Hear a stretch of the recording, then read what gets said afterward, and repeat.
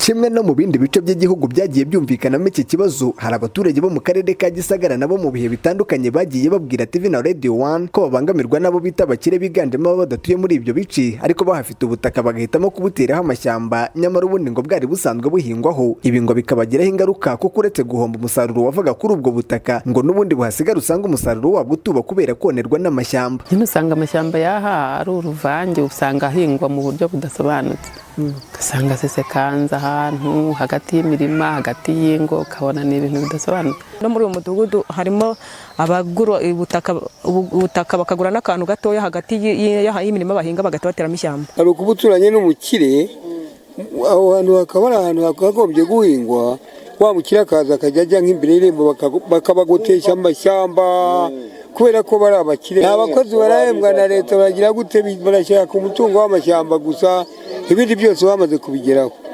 Akareba nk'uriya mukenera agasigara ndagana, abantu hakagombye guturwa bo bakahiterera amashyamba. Nuko ahantu hari amashyamba tumerewe nabi, ntabwo tukeza. Urabyuka ufite ubwoba n'igisambo kije kukwiba ntiwabona aho kirengeye, kandi iyo mirima ayo mashyamba ari hagati y'ingo gutya, y'ingo rwose, kandi n'ay'abakire. Twose nimuturwaneho, nicyo kiduteye inzara. Hagati y'imirima ishyamba rijya ku musozi kure, ariko rive mu mbibi z'umurima w'umuntu, twapfuye pe. Mu murima ahingwaga bayimarisha amashyamba, uba wimutse ukavuga ngo urimutse ubonye ubushobozi uragiye, hahandi hawe heza wajyanye n'umuntu usize wateye ishyamba.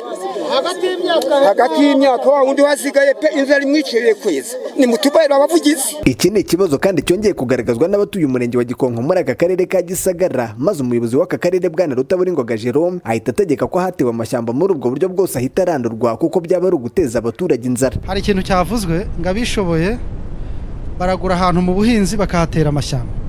Ibyo bintu nibihagarare.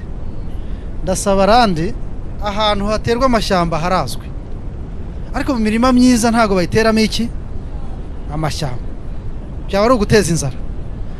Ubwo n'ahantu mwasanga barabiteye mu birandure, tuze gushaka uburyo tubikuramo. Abyumvise murebe cyangwa cy'ubutaka, buri cyangombwa gifite ahantu h'amashyamba kikagira n'iki n'ubutaka bwo guhinga. Ntabwo rero wafata ahantu heza kubera ko utahatuye ngo uhagure uhita uhatera iki, ntabwo ari byo. Ibyo yaba ari imikoreshereze mibi y'iki y'ubutaka. Abaturage bavuga ko benshi mu bahitamo gutera amashyamba muri ubu buryo ari abafite ubundi buryo bw'imibereho butarambirije ku buhinzi, nyamara ibi ngo bikagira ingaruka zikomeye ku mibereho y'abaturage muri rusange mu buryo bwo gutubya umusaruro uhereye ku kugabanya ubutaka buhingwa, ariko n'ubusigaye ntibutanga umusaruro uhagije kubera gukikizwa n'amashyamba. Hirwa Benjamin, TV1 mu murenge wa Gikonko mu karere ka Gisagara.